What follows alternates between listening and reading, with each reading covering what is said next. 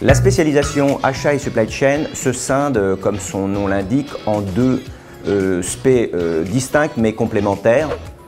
La spécialisation supply chain concerne le métier de gestion des flux physiques dans l'entreprise et en dehors. Les achats, quant à eux, se centrent sur la gestion des fournisseurs et de l'ensemble des références qui doivent entrer dans l'entreprise. Quels sont les objectifs? On attribue comme objectif à l'aspect supply chain plutôt l'optimisation des flux physiques en termes de délai, de manière à permettre au client final d'obtenir le produit dans des temps un peu plus contraints, un peu plus restreints. L'aspect plutôt achat, elle, a deux activités. Les acheteurs sont jugés sur deux points qui peuvent être la qualité, c'est-à-dire sourcer un fournisseur haut de gamme, des références haut de gamme, ou bien au contraire, aller sourcer dans les pays low cost, par exemple, pour aller chercher le prix le plus bas. À qui s'adresse-t-il?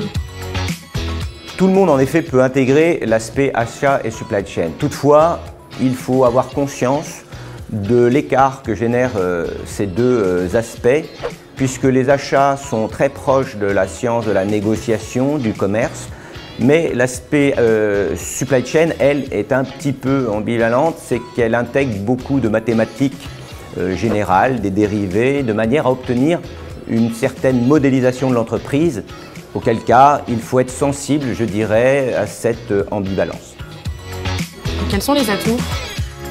Si je devais citer trois atouts, le premier qui vient immédiatement, c'est la richesse que peut procurer le métier des achats et de la logistique, par le principe qu'il y a autant d'achats et de logistique qu'il y a de secteurs d'activité différents.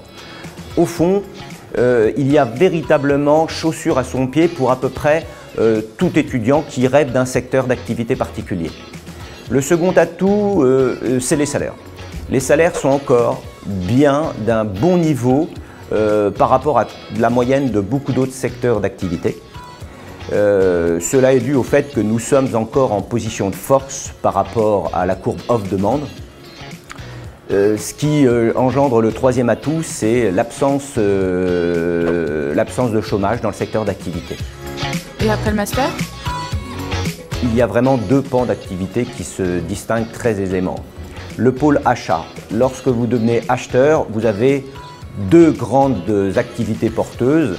La première consiste à sourcer des fournisseurs et l'autre pan d'activité est plus le référencement matière avec pour objectif d'assurer le meilleur rapport qualité-coût.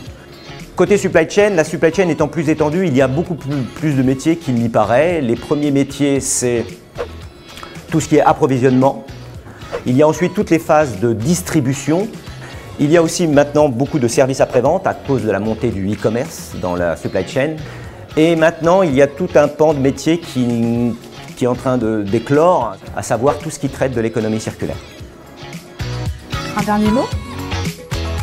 Aussi, si vous n'avez pas peur de l'inconnu, puisque cette fonction est absolument nouvelle pour vous, venez signer chez nous.